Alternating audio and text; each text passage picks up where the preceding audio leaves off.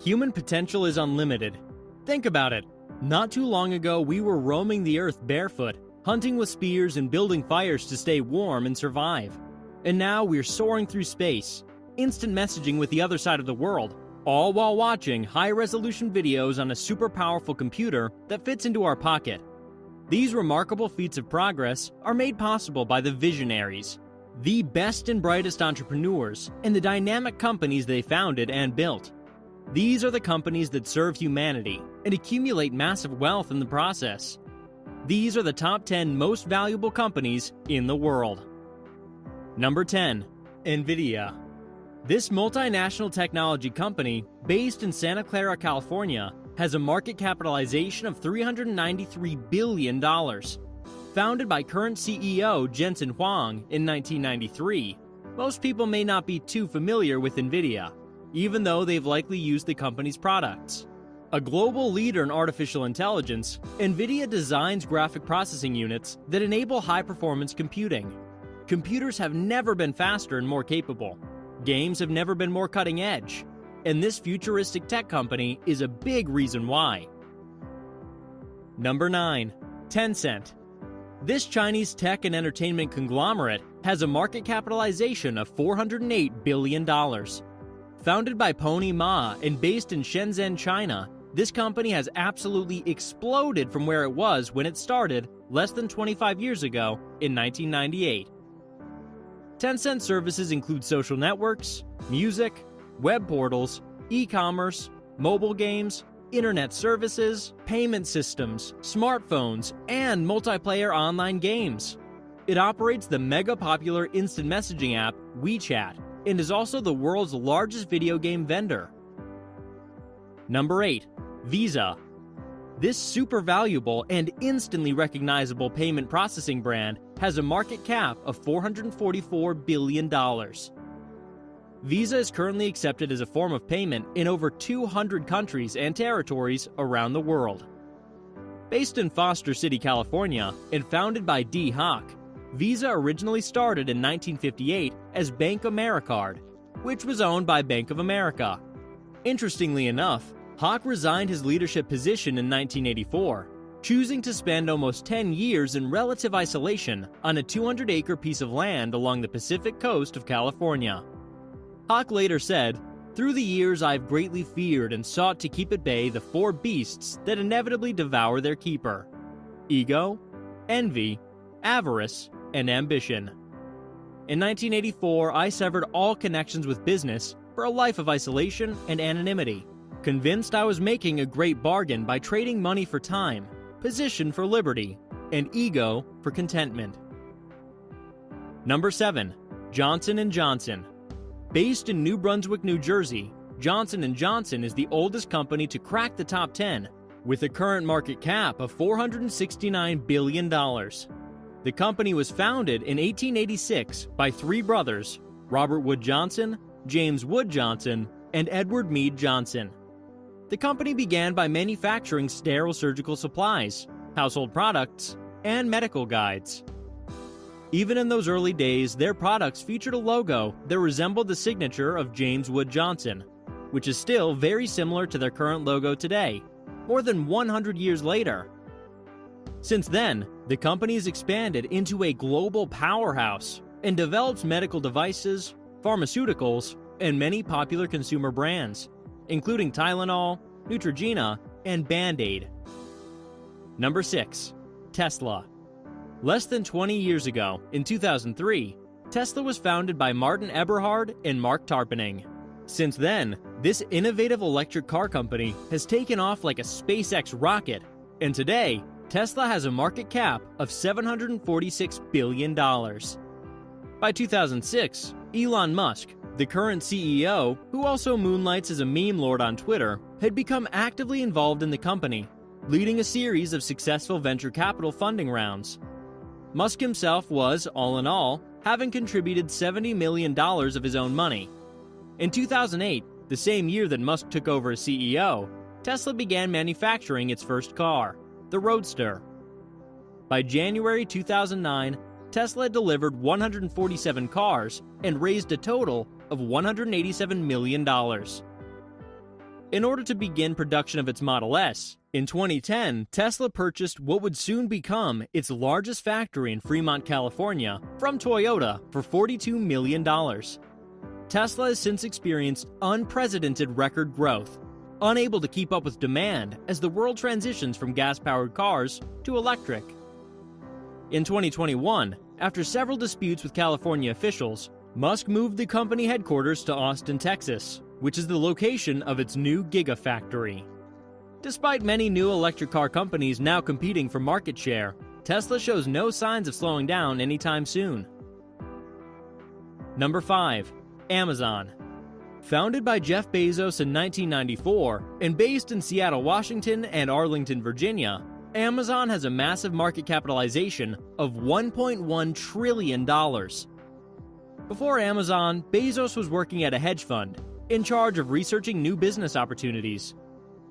He proposed that his hedge fund enter into the online space, but they rejected him, which is when he decided to move forward with his ideas on his own. Bezos said, "I knew that I might sincerely regret not having participated in this thing called the internet that I thought was going to be a revolutionizing event.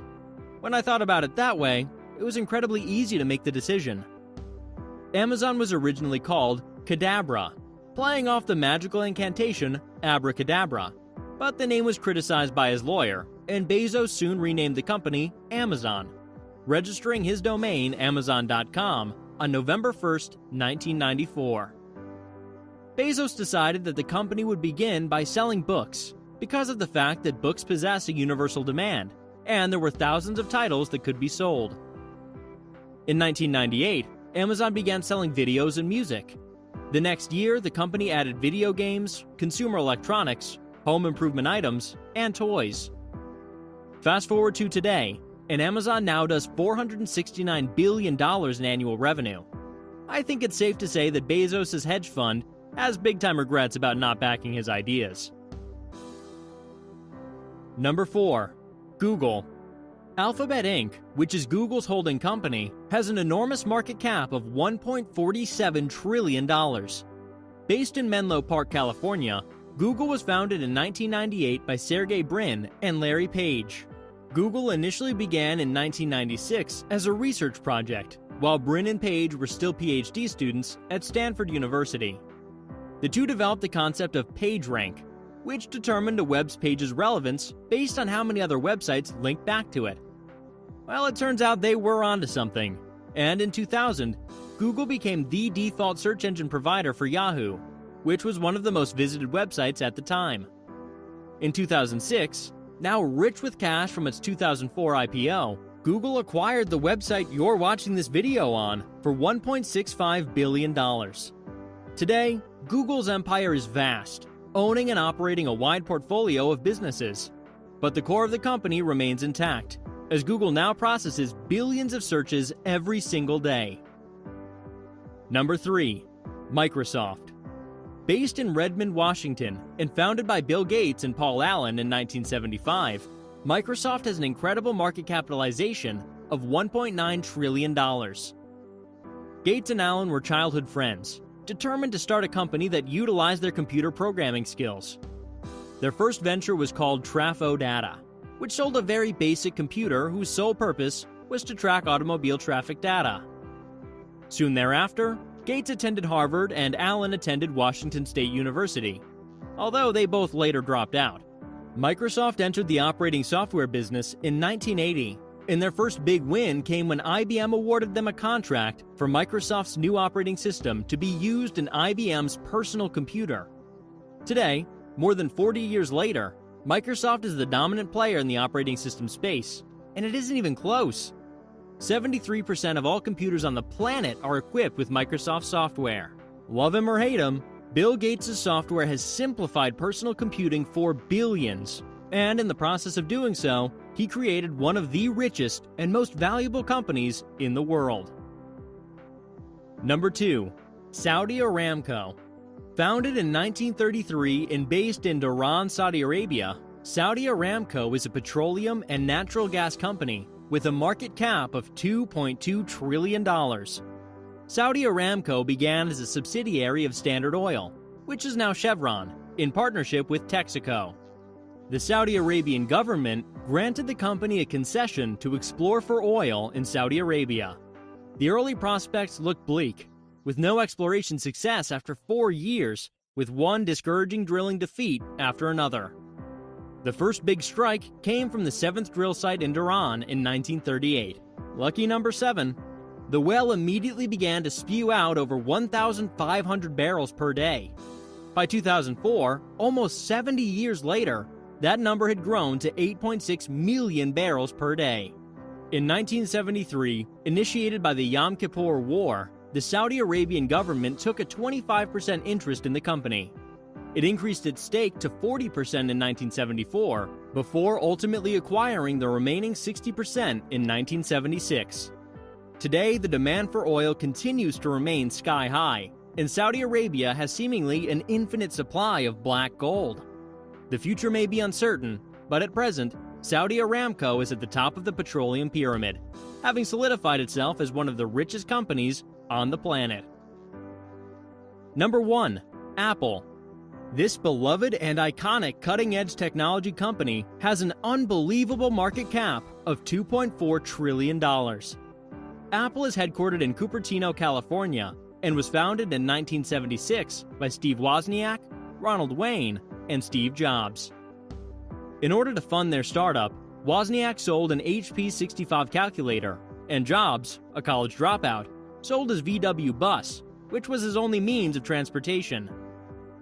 The company began operations selling the Apple I, which was designed and hand-built by Wozniak. Wayne soon decided to leave the company, and he sold his share to Jobs and Wozniak for a mere $800. The two remaining founders grew their company exponentially, and by 1980, yearly sales were $118 million. 4 years later, Apple made the monumental move of launching the Macintosh, which was the first personal computer sold without a programming language. Sales were initially strong, but in 1985 they began to slump, and this created a conflict between Jobs and CEO John Sculley, who Jobs had recruited away from Pepsi 2 years earlier with the famous line, "Do you want to sell sugar water for the rest of your life, or come with me and change the world?" Sculley led efforts to remove Jobs as the head of the Macintosh division, and ultimately gained unanimous support from the board of directors. Jobs resigned soon after in September of 1985 and founded a new technology company called Next.